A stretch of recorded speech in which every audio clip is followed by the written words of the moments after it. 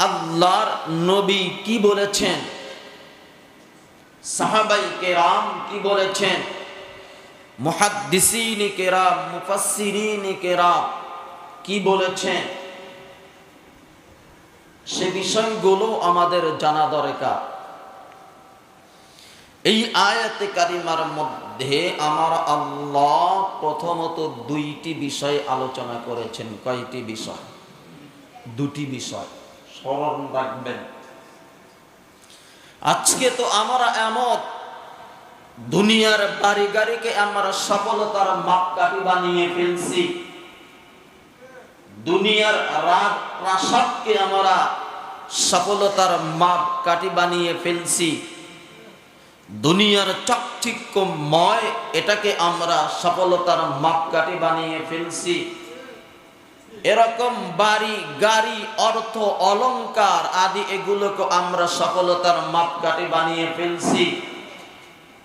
মনে হয় ঘরে সুন্দর একটা রমণীকে বউ করে ঘরে উঠাইলেই আমরা এইগুলোকে সফলতার মাপকাঠি বানিয়ে ফেলছি। মুসলমান কথাগুলো বোঝার চেষ্টা করুন, বুঝবার চেষ্টা করুন। দুনিয়ার সম্পদ এটা কখনো চিরস্থায়ী নয়।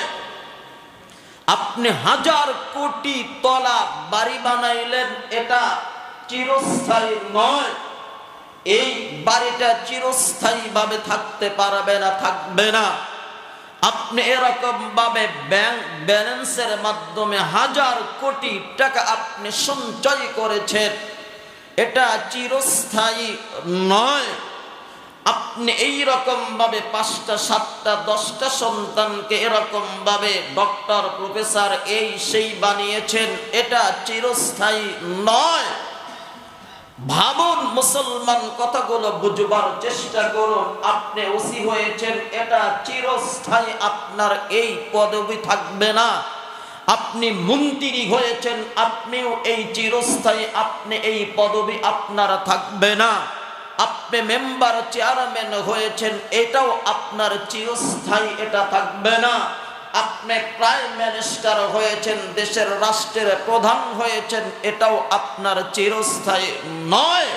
মুসলমান বুঝবার চেষ্টা করুন, বোঝার চেষ্টা করুন। এগুলোকে আজকে আমরা সফলতার মাপকাঠি বানিয়ে ফেলছি, কিন্তু না, বাড়ি গাড়ি সফলতার মাপকাঠি নয়। এরকম ভাবে অর্থ করি, টাকা পয়সা, মিল ফ্যাক্টরি কল কারখানা এগুলো সফলতার মাপকাঠি নয়। এই সবগুলো বিষয়গুলো ধ্বংস হয়ে যাবে, শেষ হয়ে যাবে। এক সময় নমরুদ ছিল, তার রাজত্ব শেষ, চিরস্থায়ী ছিল না, টিকতে পারে নাই। ফেরাউনের রাজত্ব চিরস্থায়ী, টিকতে পারে নাই। মুসলমান এরকম ভাবে যারা চলে গিয়েছে তারা কখনো চিরস্থায়ী থাকতে পারে নাই, ক্ষমতাও টেকে নাই, অর্থ করিও টেকে নাই। এরকম ভাবে কারুনের সম্পদ চিরস্থায়ী রাখতে পারে নাই। এরকম ভাবে যারা করেছিল তারাও করতে পারে নাই। সেই জন্য আমার আল্লাহ কোরআনের এই আয়াতে কারিমার মধ্যে সূরাত ইউনূসের 58 নম্বর আয়াতে কারিমার মধ্যে আমার আল্লাহ তাআলা পরিষ্কার ভাষায় বলতেছেন, কুল বিফাদলিল্লাহি ওয়া বিরাহমাতিহি ফালিযালিকা ফালইফরাহু হুয়া খায়রুম মিম্মা আজমাউন।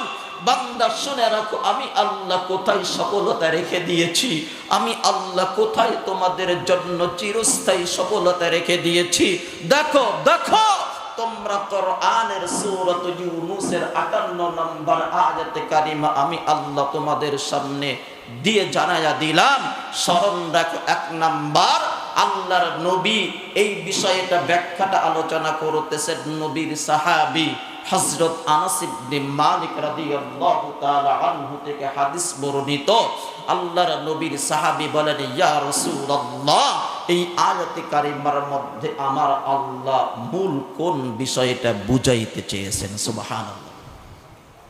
নবী বলতেছেন, ও আমার সাহাবায়ে কেরাম শুনে রাখো, আমার আল্লাহ এই আয়াতে কারিমার মধ্যে প্রথমত 2টি বিষয় আলোচনা করেছেন।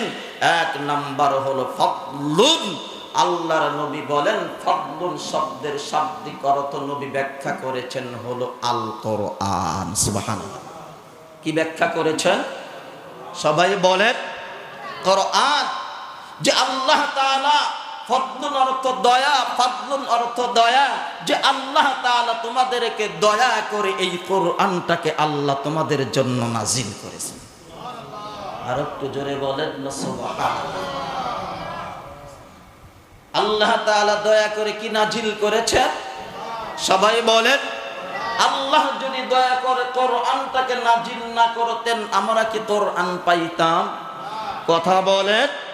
দ্বিতীয় নাম্বার অবিরহমাতিহি, আল্লাহর নবী এই অবিরহমাতিহি এর ব্যাখ্যা করেছেন হলো যে আল্লাহ তাআলা তোমাদেরকে এই আয়াতে কারিমার এই শব্দের মাধ্যমে তোমাদেরকে জানিয়েছেন অবিরহমাতিহি, তোমাদেরকে আমার আল্লাহ যাদেরকে এই কোরআন শিক্ষা দিয়েছেন এবং কোরআন অনুযায়ী আমল করার যোগ্যতা আমার আল্লাহ দান করেছেন। অবিরহমাতিহির ব্যাখ্যা নবী করেছেন যে আল্লাহ তাআলা যাদেরকে এই কোরআন শিক্ষা দিয়েছেন, কোরআনের ইলম দান করেছেন, এই ইলম পেয়ে যারা কোরআন অনুযায়ী আমল করেছেন আমার আল্লাহ অবিরহমাতিহি বলে আমার আল্লাহ তাদেরকে সম্বোধন করেছেন। সুবহানাল্লাহ।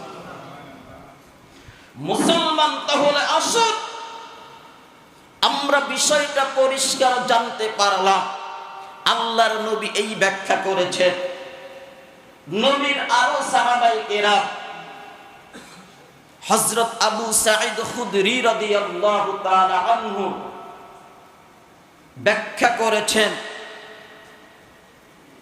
এই আয়াতে কারিমার ব্যাখ্যা করেছেন অনেক মুহাদ্দিসি মুফাসসিরিন কেরাম ব্যাখ্যা করেছেন যে কুল বিফাদলিল্লাহ, এই ফাদলুন শব্দের শাব্দিক অর্থ আবু সাঈদ খুদরি রাদিয়াল্লাহু তাআলা আনহু থেকে মুআয ইবনে জাবাল রাদিয়াল্লাহু তাআলা আনহু এরা ব্যাখ্যা করেছেন ফাদলুন শব্দের শাব্দিক অর্থ নবী যে ব্যাখ্যা করেছেন কোরআন, তারাও এই কোরআন ব্যাখ্যা করেছেন। সুবহানাল্লাহ।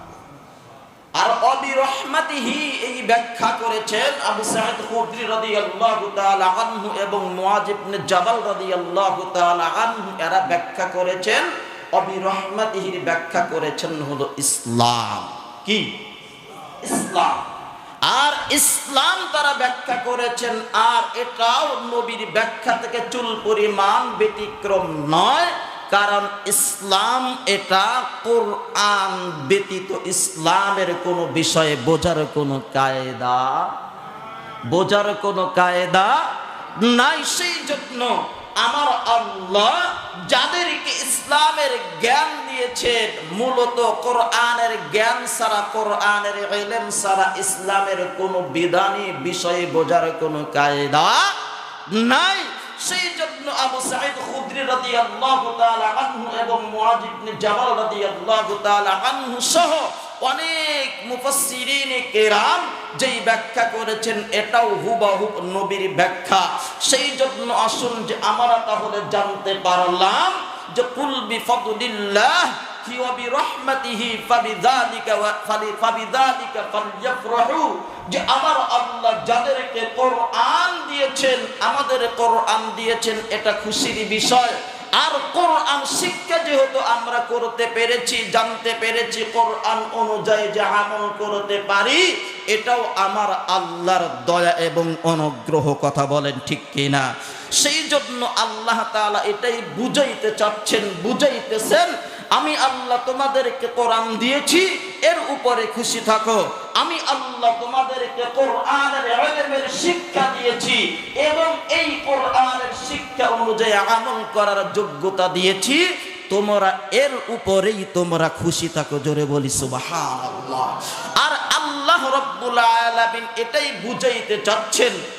বুঝাইতে চাচ্ছেন হুয়া খায়র বিম্মা ইয়াজমাউন, আমি আল্লাহ যে তোমাদের হায়াতের জিন্দেগি দিয়েছি, এই জিন্দেগির মধ্যে তোমরা কোরআন পেয়ে, এই কোরআনের ইলম পেয়ে, কোরআনের ইলম অনুযায়ী আমল করে যে তোমরা করেছো, এটাই হলো তোমাদের সারা জীবনের সঞ্চয়ের মধ্যে সবচেয়ে উত্তম সঞ্চয়।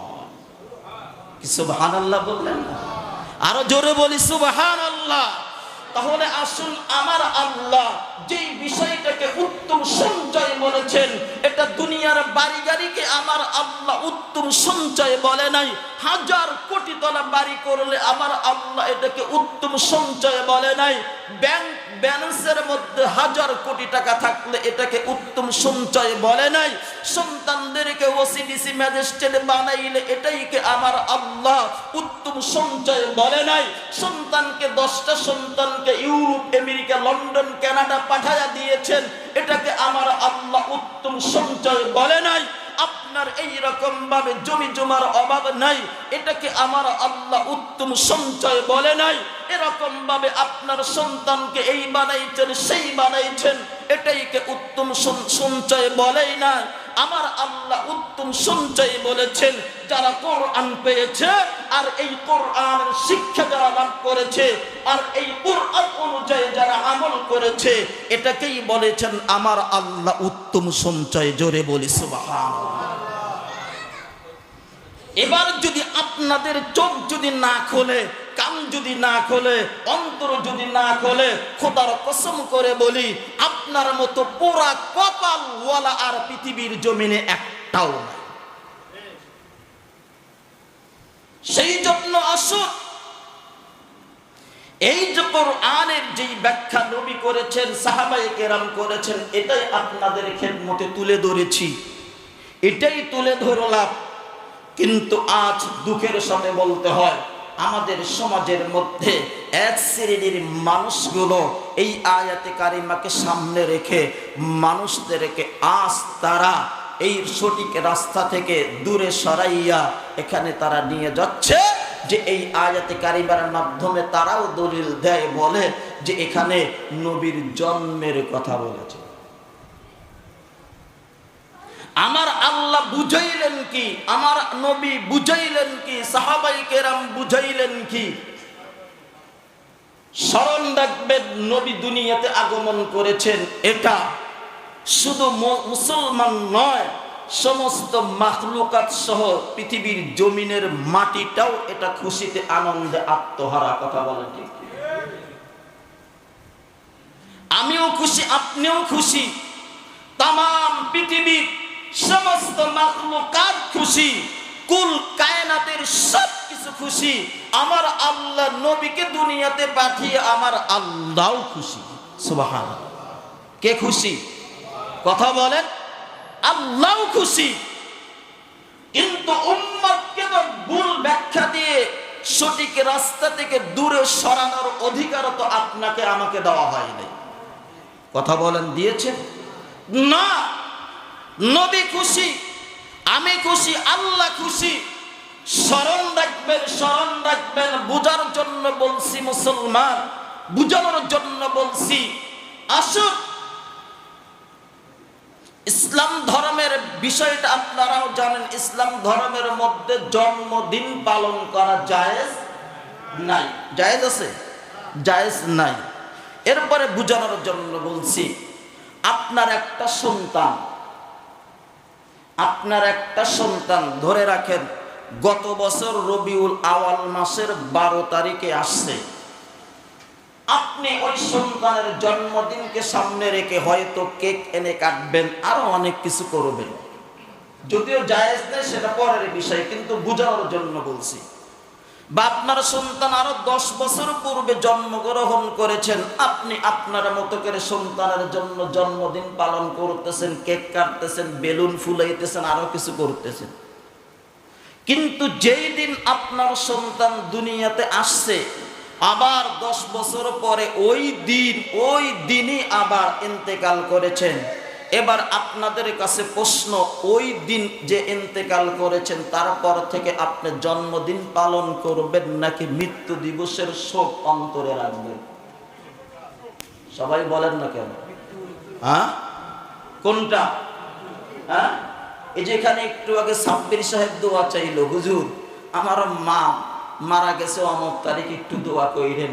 বাবা অমুক মাসে মারা গেছে, দোয়া কইরেন।